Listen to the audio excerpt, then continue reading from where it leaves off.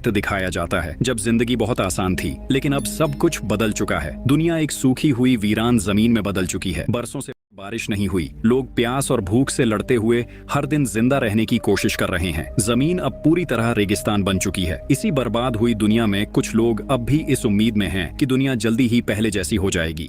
इसके बाद हमें होम टाउन में रहती हुई एक फैमिली दिखाई जाती है जिसमें अर्नेस्ट नाम का आदमी है, जिसके पास गांव में बहुत ज्यादा जमीन है। लेकिन अर्नेस्ट की जमीन पिछले कई सालों से पानी न होने की वजह से बंजर हो चुकी है। अर्नेस्ट के पास इतने पैसे भी नहीं कि वो महंगे दामों पर पानी खरीद कर अपनी जमीन उगा सके। इसीलिए अर्नेस्ट ने सरकार से भी कई बार रिक्वेस्ट की कि मेरी जमीन अभी इस काबिल है कि अगर उसे पानी मिले तो वो दोबारा से हरी भरी हो जाए। लेकिन कोई भी अर्नेस्ट की बात पर यकीन करने को राजी नहीं होता। इसीलिए अर्नेस्ट खुद ही अपनी जमीन खोदकर पानी तलाश करने की कोशिश करता है। लेकिन कई दिनों की मेहनत के बाद भी अर्नेस्ट को वहां से पानी नहीं मिलता। अब तक तो अर्नेस्ट की पानी निकालने वाली मशीन भी खराब होने लग चुकी थी। एक दिन अर्नेस्ट की जमीन में पानी की मशीन चोरी करने के लिए दो चोर आते हैं। लेकिन अच्छी बात यह थी कि अर्नेस्ट को उन दोनों के बारे में पता चल चुका था। अर्नेस्ट भागता हुआ अपनी गन लाता है और उन दोनों पर तान देता है। चोरों को अपनी मौत सामने नजर आ रही थी, इसीलिए वो बहाना करने लगते हैं कि हम काफी दूर से आए हैं, इसीलिए हमें कुछ पानी की जरूरत है। अर्नेस्ट को उनकी हालत देखकर दोनों पर तरस आ जाता है, इसीलिए वो इन दोनों को पानी देने का सोचता है।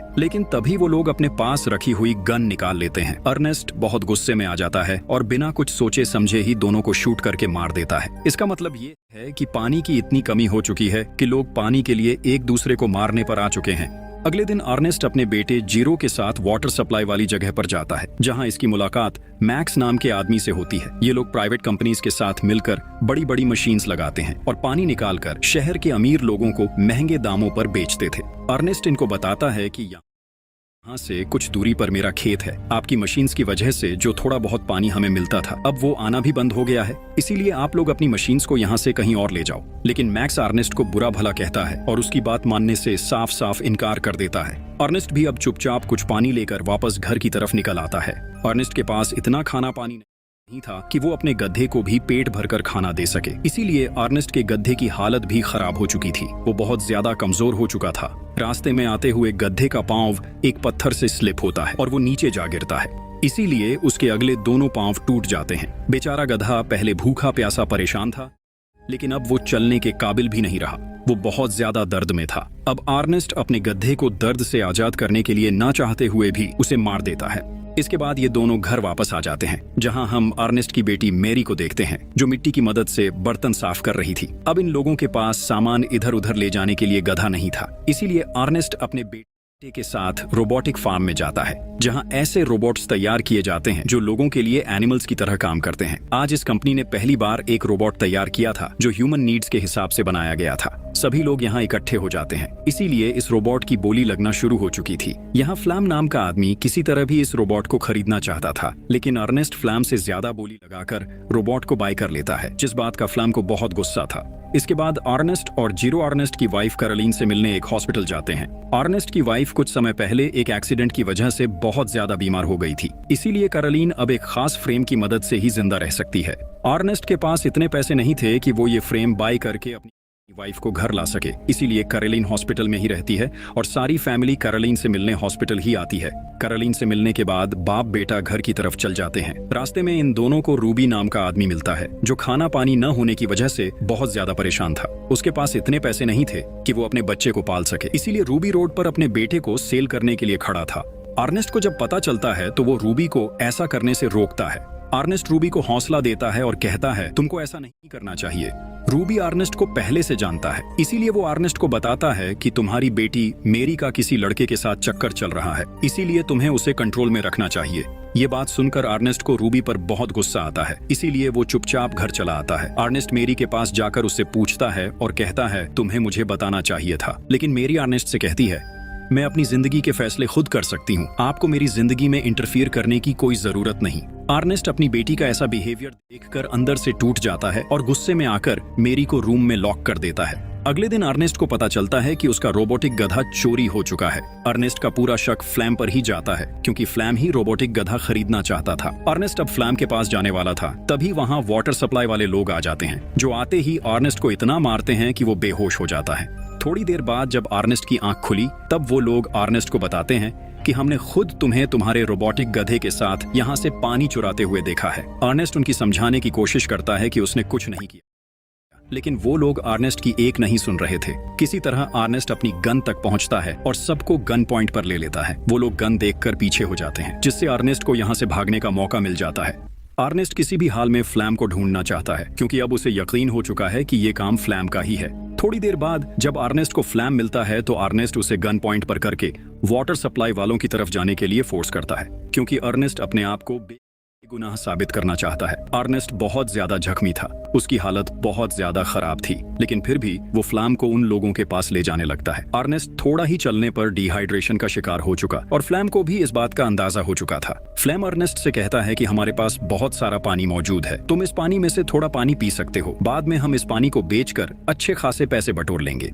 अर्नेस्ट की हालत ऐसी नहीं थी कि वो पानी के बिना एक और कदम भी चल पाता, इसीलिए वो थोड़ा सा पानी पी लेता है, लेकिन वो पानी बेचना नहीं चाहता, क्योंकि सप्लायर्स के सामने अर्नेस्ट को अपने आप को बेगुनाह साबित करना है। इसके बाद ये दोनों वहां से आगे बढ़ने लगते हैं, लेकिन अर्नेस्ट के कदम लड़खड़ाने लगते हैं। फ्लैम के दिमाग में लालच आता है, इसीलिए वो एक पत्थर उठाकर अर्नेस्ट के सर पर दे मारता है। पत्थर लगते ही अर्नेस्ट नीचे गिरता है और वहीं पर उसकी मौत हो जाती है। फ्लैम वहां ऐसा सीन क्रिएट करता है जिससे सबको लगे कि अर्नेस्ट को उसके रोबोटिक गधे ने ही मारा है। इसके बाद फ्लैम अर्नेस्ट के घर जाता है, जहां वो मैरी से मिलता है। तब हमें पता चलता है कि फ्लैम वही लड़का है जिससे अर्नेस्ट की बेटी का चक्कर चल रहा था। मैरी फ्लैम से मिलकर बहुत खुश होती है। इधर हम जीरो को देखते हैं, जो अपने डैड के काफी देर तक घर न आने पर बहुत ज्यादा परेशान हो चुका था, इसीलिए वो डैड को ढूंढने के लिए चला जाता है। वहाँ उसे रोबोटिक गधा मिलता है, जिसके साथ कुछ वाटर बॉटल्स भी पड़ी हुई थी।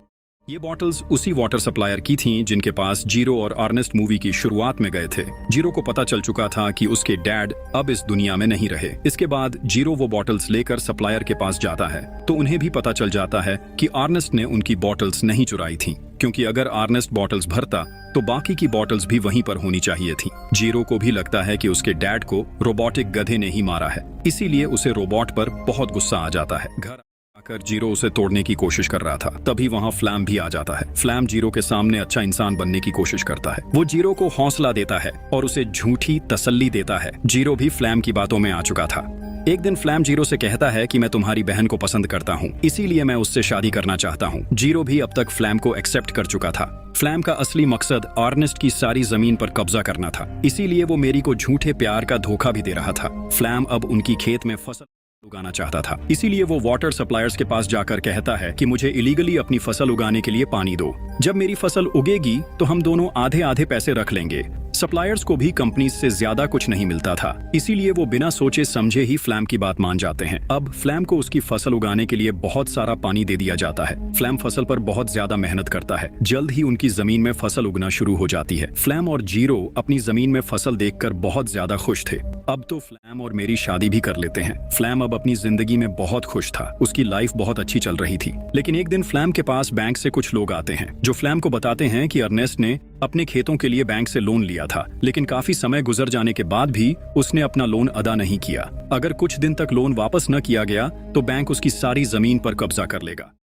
फ्लैम को बैंकर्स की ये बात सुनकर बहुत ज्यादा गुस्सा आता है, क्योंकि उसने इन खेतों पर बहुत मेहनत की थी। वो किसी भी हाल में अपने खेत बचाना चाहता था। फ्लैम बहुत चालाक इंसान है, इसलिए वो रूबी के पास जाता है। रूबी बहुत गरीब है और आज से कुछ समय पहले वो गरीबी की वजह से अपना बच्चा बेच रहा था। फ्लैम रूबी के पास जाकर कहता है, मैं तुम्हारी मदद करूंगा, तुम मेरे साथ चलो। रूबी भी बिना अपनी पत्नी को बताए अपने बेटे के साथ फ्लैम के साथ चला जाता है। फ्लैम मौका देखकर चोरी चोरी रूबी के बच्चे को बेच देता है। इसके बदले उसे बहुत सारे पैसे मिलते हैं। जब रूबी को इस बारे में पता चलता है तो वो फ्लैम से लड़ने लगता है, लेकिन जिन लोगों को बच्चा बेचा गया था उनके कानून के मुताबिक जब सौदा हो गया तो उसकी कोई वापसी नहीं होती, इसीलिए वो लोग रूबी को मार देते हैं। साथ ही वो फ्लैम को भी शूट करने की कोशिश करते हैं, क्योंकि उन्हें लग रहा था कि फ्लैम रूबी के कहने पर ही उसका बेटा बेच रहा है। इस गोलीबारी में रोबोट को भी एक गोली लग जाती है। फ्लैम रोबोट को छोड़कर वहां से भाग जाता है, क्योंकि वो जीरो को बताएगा कि उसने अर्नेस्ट का रोबोटिक गधा बेचकर बैंक का कर्ज अदा कर दिया है। रोबोट में एक फीचर था कि अगर उसका मालिक उसे कहीं छोड़कर चला जाए तो रोबोट की सारी सेटिंग्स रीसेट हो जाती थी। इसी वजह से अब रोबोट धीरे धीरे खुद ही अपने डिफॉल्ट ओनर की तरफ जाने लगता है। ओनर जैसे ही रोबोट को देखता है तो वो अचानक हैरान रह जाता है। रोबोटिक गधे के ऊपर नंबर प्लेट की तरह अर्नेस्ट का नाम लिखा हुआ था, इसीलिए ओनर रेडियो की मदद से अर्नेस्ट से कांटेक्ट करने की कोशिश करता है। इधर हम फ्लैम को देखते हैं जो बहुत खुश है क्योंकि उसने बैंक का लोन अदा कर दिया है। जीरो जब ऑनर की ये न्यूज सुनता है तो वो बहुत ज्यादा परेशान हो जाता है। खाना खाते हुए जीरो फ्लैम से पूछता है, क्या तुमने सच में रोबोट को बेच दिया है? ये सुनकर फ्लैम को बहुत गुस्सा आ जाता है। वो जीरो को बहुत बुरा भला कहता है। फ्लैम का ऐसा बर्ताव देखकर जीरो का शक और भी गहरा हो जाता है। अगले दिन जीरो उसी कंपनी में जाता है जहां से वो और उसके डैड ने रोबोटिक गधा खरीदा था। वहां जीरो की मुलाकात ऑनर से होती है। तब तक ऑनर ने रोबोटिक गधे को पूरी तरह ठीक कर दिया था। इसके साथ ही वो जीरो को एक खास बात बताता है। ऑनर कहता है कि रोबोट अपनी मेमोरी में वीडियो रिकॉर्डिंग भी करता है। जीरो जैसे ही वो रिकॉर्डिंग देखता है उसे सच्चाई पता चल जाती है। असल में उसके डैड का कातिल कोई और नहीं बल्कि फ्लैम ही था। जीरो ये जानकर बहुत ज्यादा चौंक जाता है। इसके बाद वो घर आता है और फ्लैम से कहता है, हमारा रोबोट खुद ही घर वापस आ गया है, लेकिन तुमने तो कहा था कि तुमने उसे बेच दिया है। इस पर फ्लैम कोई जवाब नहीं देता। जीरो को फ्लैम पर बहुत गुस्सा था, लेकिन वो फिलहाल किसी अच्छे मौके की तलाश में था। जीरो फ्लैम से कहता है, तुम्हें रूबी अपने पास बुला रहा था। ये सुनकर फ्लैम बहुत ज्यादा घबरा जाता है क्योंकि रूबी तो पहले ही मर चुका था। अगले दिन फ्लैम को रूबी की तरफ से एक चिट्ठी मिलती है। उस चिट्ठी में रूबी लिखता है, मैं बहुत परेशान हूँ, इसीलिए मुझे तुम्हारी बहुत जरूरत है। रूबी ने एक वीरान जगह का पता चिट्ठी में लिखा था। अगले दिन फ्लैम अपने रोबोटिक गधे के साथ रूबी द्वारा बताए हुए स्थान की तरफ जाने लगता है, लेकिन तभी उसका पैर किसी चीज में अटक जाता है। वो नीचे एक गहरे गड्ढे में गिर जाता है। गड्ढा इतना गहरा था कि फ्लैम की टांग टूट जाती है। तभी वहां जीरो आता है। जीरो की आंखों में देखकर फ्लैम समझ जाता है कि जीरो अब सब कुछ जान चुका है। फ्लैम अब भी जीरो को अपनी बातों में उलझाने की कोशिश करता है, लेकिन सच्चाई अब जीरो के सामने आ चुकी थी। जीरो फ्लैम को मार देता है और रोबोटिक गधे के साथ घर वापस आ जाता है, लेकिन वो मेरी को इस बारे में कुछ भी नहीं बताता क्योंकि अब मेरी फ्लैम के बच्चे की मां बनने वाली थी। काफी देर तक फ्लैम घर नहीं आया था, इसीलिए मेरी बहुत परेशान हो जाती है। मेरी जीरो से कहती है कि अब हमें अपनी माँ को घर ले आना चाहिए क्योंकि अब हमारे पास इतने पैसे हैं कि हम अपनी माँ का फ्रेम अफोर्ड कर सकते हैं, क्योंकि अब उनकी फसल बहुत अच्छी हो चुकी थी और